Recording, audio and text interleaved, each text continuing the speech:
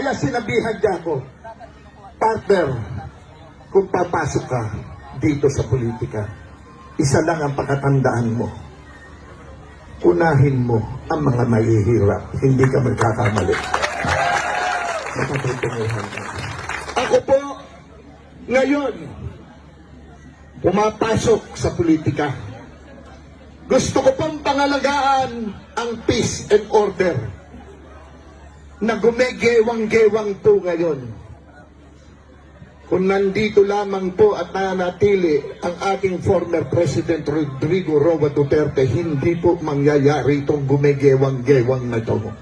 Sinisiguro ko po sa inyo ang korupsyon, kriminalidad at droga nanginginig pa hanggang ngayon. Hindi ko po sinasabing ginagaya ko ang former president natin. Hindi po. Alam ko po sa puso ko, ito ang kaya ko para sa kapwa ko Pilipino. Pangalagaan ang peace and order. Alam nyo, hanggat merong korupsyon, hindi mawawala ang kriminalidad at droga. Pero kung may lalaban dyan sa mga yan, sinisiguro ko po sa inyo, hindi gegewang ang peace and order natin. Gusto ko pong manumbalik ang inyong tiwala